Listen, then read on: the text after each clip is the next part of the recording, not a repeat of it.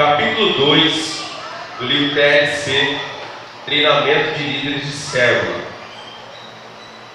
Vamos fazer da página 39 até a página, 49, se a gente conseguir chegar lá. 43?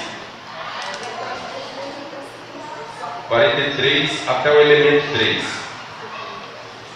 Até o elemento 3, uma boa atmosfera, tá bom? Vê aí até que página vai dar. 56. Então, vamos lá? O que é código genético? O que é código genético? Elementos do código genético da célula. De forma simples, podemos dizer que genoma é o código genético do ser humano. Esse código genético está presente em cada uma das células humanas. O código genético, o genoma, é de certa forma a chave para todos os segredos e funcionamento da vida biológica, cuja unidade básica é a célula. A célula é constituída por moléculas de macromoléculas que funcionam como unidades estruturais, reservatórios de energia, repositórios de informações genéticas e como moléculas especiais para controlar os processos que mantêm a célula viva. Então, proteínas, entre aspas aí, estão na base do DNA, formam o principal constituinte dos organismos vivos. Suas principais funções são, primeiro, controlar o metabolismo e liberar energia, entre aspas, enzimas, defender o organismo de corpos estranhos, entre aspas, anticorpos, definir e manter a arquitetura da célula, elementos estruturais, carregar moléculas ou íons dentro da célula, mecanismos de transporte, coordenar e dirigir os processos químicos da célula, reguladores metabólicos. Em outras palavras, são as células que cuidam da alimentação, da defesa, do equilíbrio, da preservação e da reprodução de todo o corpo humano. Deu para compreender? Cada célula tem o papel de alimentar o seu corpo, defender o seu corpo, trazer equilíbrio para o seu corpo, preservar o seu corpo e reproduzir o seu corpo. Amém? Quando o seu, por exemplo, vamos pegar a célula da pele, né? Pele. Vai chegar uma hora que a sua pele ela vai envelhecer e ela vai precisar ser trocada, sim ou não? Como é que o seu organismo, como é que as suas células fazem isso? Ela se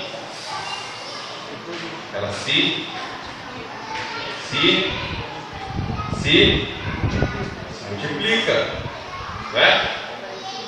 Quanto mais as nossas células se multiplicam, mais tempo elas vivem. Elas saem de uma e vira duas. Quando uma célula não consegue mais se multiplicar, o que acontece com ela? Morre e é substituída por outra célula nova, sim ou não? Quando você vai tomar banho, né? E aquela caraca lá que sai na sua mão, né? É o que? Células mortas. Toda célula dentro da igreja que não se multiplica vai fazer o quê? Morre. Quanto mais uma célula se multiplica, mais ela sobrevive. Quanto menos ela tiver capacidade de se multiplicar, uma hora ela vai morrer. Cuidado então em pensar assim: a minha célula não se multiplica, mas ela é uma célula muito boa. Minha célula é uma maravilha, é uma bênção, né? Só que ela não consegue se multiplicar. Cuidado, tem alguma coisa errada nesse processo. Porque toda célula que não se multiplica, uma hora ela vai morrer. Ela vai estagnar, se esfriar, enfraquecer até que ela morra. Cuidado com isso.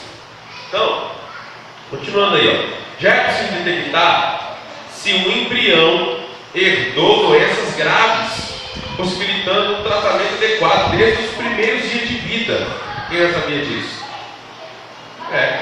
Futuramente, quando forem descobertas as funções de todos os genes do DNA humano, muitos outros benefícios ainda virão. Semelhante à biologia molecular, nós podemos, pela avaliação das células e do discipulado dentro da igreja, determinar e garantir a saúde e o equilíbrio de todo o corpo da igreja, de toda a igreja. Ok? Então, assim como é no organismo, no corpo humano, se uma célula não está saudável, ela pode ou ser eliminada do corpo, ou começar a contaminar as demais células do corpo. Sim ou não? O que é uma célula, né, que foi eliminada do corpo? Uma célula que morreu, né? A célula, quando morre, ela é eliminada do corpo. Essa célula que foi eliminada do corpo, ela faz menos mal para o corpo do que aquela que não é eliminada, mas começa a contaminar as demais à sua volta. Né? O que acontece quando uma célula doente começa a contaminar as células à sua volta? O que acontece? É um câncer. O que é um câncer? É uma célula desordenada que resolveu trabalhar sozinha da maneira que ela quer. Ela não quer mais obedecer às ordens do seu organismo, às ordens do seu cérebro, às ordens do seu corpo, e ela começa a trabalhar do jeito que ela decidiu. O que ela faz? Ela começa a contaminar as células à sua volta para fazer aquilo que ela quer. E esse câncer vai crescendo até o ponto de matar esse corpo. Sim ou não? Se esse câncer não for eliminado, ele vai matar esse corpo. Sim ou não?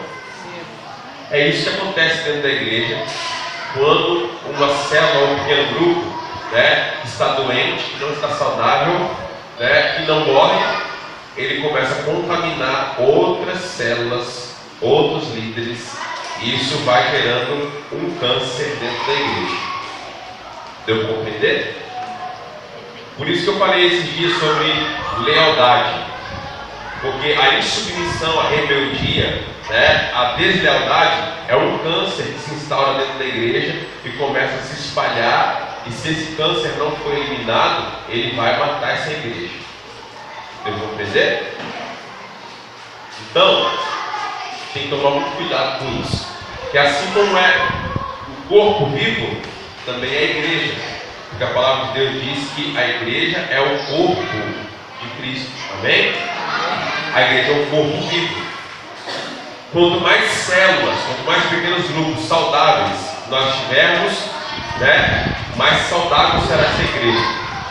Quanto mais pequenos grupos, ou até grandes grupos, departamentos, ministérios, que às vezes estão doentes dentro da igreja, estão contaminando a outros, mais essa igreja será uma igreja problemática e enferma.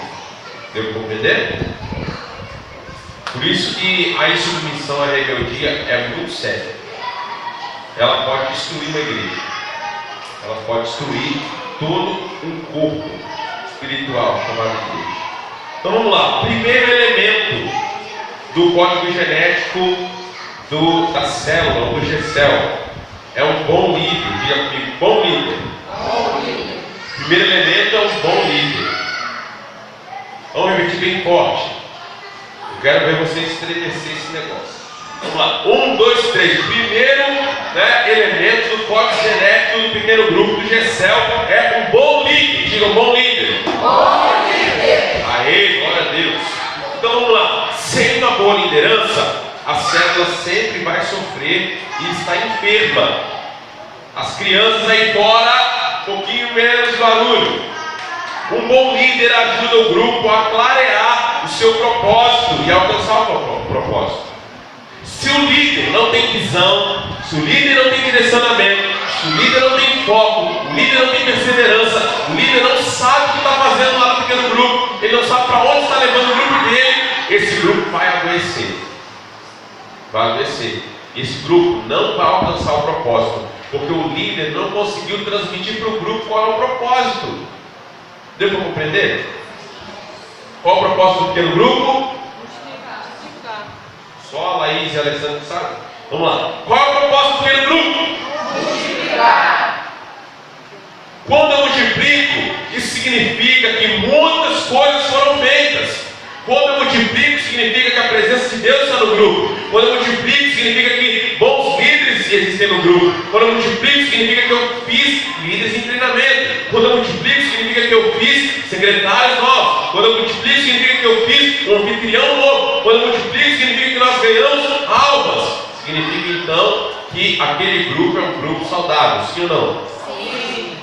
Então, o propósito do pequeno grupo é Multiplicar. multiplicação. Amém? Então vamos lá. A ausência de liderança para as células em muitas igrejas tem algumas razões. E quais são as razões da ausência de líderes? Vamos lá. Primeiro, problema de passividade na igreja por falta de uma compreensão clara da grande comissão de Cristo Jesus, da missão da igreja sobre a terra. Se a igreja não entender a grande comissão, Deus diz: ide por todo mundo, pregar o evangelho a toda criatura, isso é para todos. Se a igreja não entender isso, os crentes começam a ficar passivos. Eles acham que isso não é responsabilidade deles, é responsabilidade só do pastor, dos presbíteros e do ministério de evangelismo. Deu errado. Essa igreja não vai avançar. Então, passividade é um problema. Segundo problema, más experiências anteriores, onde a pessoa foi queimada na tentativa de ajudar e ser útil. A pessoa falou assim: eu estou chegando agora, eu quero ajudar, deixa eu fazer alguma coisa. E alguém barrou ele. E por causa dessa má experiência, em vez de ele continuar perseverando em tentar ser útil, ele acaba desanimando, fala assim: quer saber uma coisa? Eu tentei ajudar, tentei fazer alguma coisa, falaram que eu não podia, falaram isso e aquilo, então quer saber, agora eu também não quero saber mais nada, não vou fazer mais nada, né? E aí essa pessoa desanima e desiste. Não pode ser assim, ok? Continue perseverando, a sua hora vai chegar. Talvez agora não era o seu momento. Talvez agora Deus queria trabalhar um pouco mais no seu caráter. Talvez agora Deus queria te preparar um pouco mais para aquilo que Ele quer fazer. Mas vai chegar a sua hora, amém, irmãos? Amém. No teu tempo. José chegou e falou assim: olha, Deus me deu uma visão. O sol, a lua e 12 estrelas se curvavam diante de mim. O que os irmãos fizeram? Ficaram virados, queria matar ele, não foi? Por quê? Não era o tempo ainda, era o tempo. Ele devia ter ficado caladinho com aquele negócio. Ele devia ter ficado quieto. Ele deu com a língua nos dentes, ele devia ter ficado quieto. Recebeu o sonho lá, guardasse no coração dele, só orasse a Deus, fala: Senhor, se for da tua vontade, confirma a visão, Senhor. Né? Senhor, vai me preparando aí, mas foi dar com a língua nos dentes. Né? O que aconteceu? O pessoal ficou irado com ele, né? Fizeram o que fizeram, né? Vocês sabem da história, não vou precisar contar aqui. Mas por quê? Porque ele quis fazer algo antes do tempo, não era tempo ainda, não era a hora. Tem muita gente dentro da igreja que também faz isso. Às vezes antes do tempo, antes da hora, ele quer, vai. Às vezes Deus te deu uma visão, Deus te deu a missão, Deus te deu uma unção, Deus te deu um dom, Deus te deu um ministério, mas ainda não é a hora. Aguarda a hora, porque na hora que for o tempo certo de Deus, pode ter certeza que tudo vai fluir. Mas se você tentar fazer a coisa na hora errada, não vai fluir. Amém? Amém. Então vamos lá, passando para frente. Terceiro, outros compromissos e interesses que não são obra de Deus. Isso também atrapalha. Muitos líderes ficam dando desculpa: mas eu tenho faculdade para fazer, mas eu tenho o meu trabalho, que isso, aquilo, mas eu tenho outra coisa, eu tenho isso e aquilo. E aí ele não se compromete com a obra de Deus porque ele tem outras prioridades. Cuidado com isso, porque a maioria das vezes essas outras prioridades são apenas terrenas. Mas a prioridade do reino de Deus, ela é eterna. Amém? Amém. Ela é eterna. Nós estamos ganhando vidas para a eternidade. E elas vão passar a eternidade ou no céu com Deus, ou vão passar a eternidade no inferno. E às vezes Deus está querendo contar com você como líder de treinamento, como secretário, como anfitrião, e você está cruzando os braços achando que não é contigo. Por isso que é complicado. Mas graças a Deus que você está aqui e você não está pensando dessa maneira. Quarto, falta de oportunidades para desenvolver o seu dom e sua habilidade. Muitas igrejas não conseguem desenvolver líderes porque não tem oportunidades para desenvolver essas pessoas. Não tem meios de colocar essas pessoas para treinar. Porque ninguém nasce sabendo, a gente precisa fazer e fazendo para a gente poder aprender. Amém? Amém. Quinto, falta de sabedoria e tato naqueles que lhe pediram algo ou tentaram lhes delegar responsabilidades. Às vezes você pede para alguém fazer algo. Joãozinho, ó, você vai fazer o louvor hoje, Joãozinho. Vai fazer assim, assim, assado. O Joãozinho faz tudo errado naquele dia. Aí, em vez de você sentar com o Joãozinho, ensinar ele, corrigir ele, passou, você fez isso errado, isso aqui errado, mas isso aqui você fez certo, foi bom, isso aqui também você fez certo, mas isso aqui está errado, tem que fazer melhor. E aí você orientar ele e dar outra oportunidade para ele. Tem gente que já tira ele de vez e fala assim: não, Joãozinho não serve não. Deu oportunidade para ele, ele foi lá, fez louvor, tudo errado, o som do trabalhou tudo, não vou colocar ele mais. Aí o que acontece? Né? Você não dá oportunidade para o Joãozinho. Entendeu? Então, você precisa cuidar para que você possa estar treinando essa pessoa. Treine ele. Vai treinando, para que ele possa se desenvolver. 6. Falta de discipulado e cuidado pastoral adequado. Tem muita pessoa que não se acha capaz de ser líder porque ele não foi bem discipulado. Ele não foi, né, bem instruído, não foi bem pastoreado. Então ele acha que não é capaz. Outro problema, falta de capacitação adequada. Ele não participou de um curso de treinamento de líderes, uma escola de líderes, então ele acha que é incapaz. 8. Abandono daqueles que estão no processo de crescer e serem úteis. Muitas vezes você bota alguém para fazer algo e essa pessoa começa a fazer e você abandona ele lá, né? Se vira agora, né? Te vira, dá teus pulos contigo e abandona ele. O que acontece? Aí às vezes ele começa a errar, o resultado não vem, e aí ele começa a achar que não nasceu para aquilo, né? Não foi chamado para aquilo, e ele vai insistir, vai abandonar. Então você não pode abandonar o seu liderado, o seu discipulado, né? o seu discipulando, né? O seu discípulo. Não abandone ele, vá caminhando com ele para que ele possa se desenvolver, ok? Se ele errou, corrija ele com amor, mas continue dando incentivo a ele de continuar. O que Jesus e a igreja em células oferecem para alguém que deseja tornar-se líder de uma célula a serviço do reino? O que essa igreja vai oferecer? 6 coisas aqui, deixa eu falar rapidinho. Não vou citar sobre isso para a gente correr, tá? Primeiro, estabilidade, diga comigo, estabilidade, oportunidade de crescer e trabalhar, confirmação do seu chamado e vocação, capacitação e treinamento constante,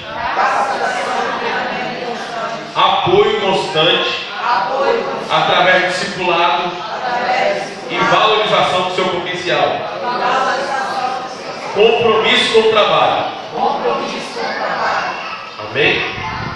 São 5 pontos aí: estabilidade ministerial, oportunidade de crescer e trabalhar, confirmação do seu chamado e vocação, capacitação e treinamento constante, apoio constante para discipular e valorização pessoal. 6. Compromisso com o seu trabalho.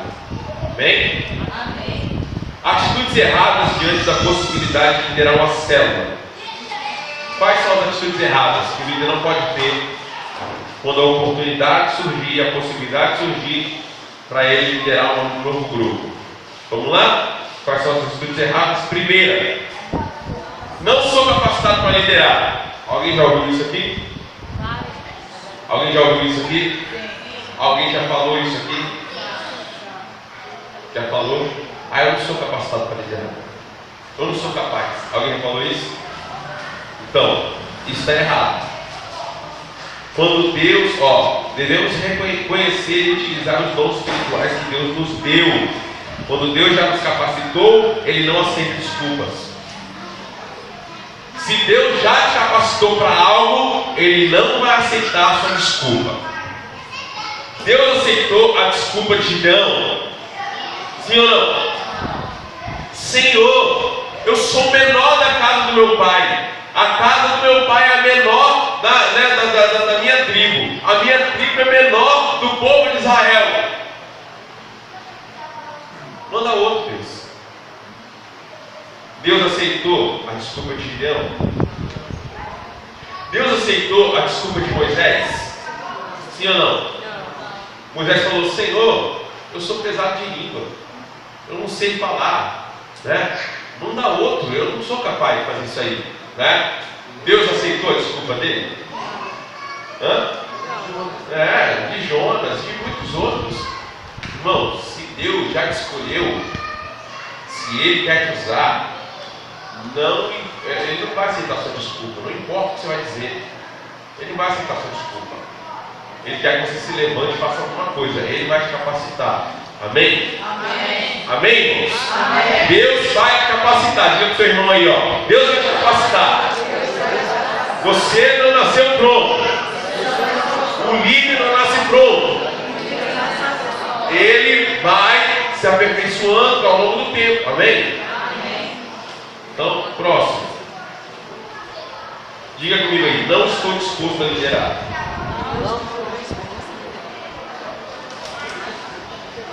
Diga comigo. Não estou disposto a liderar.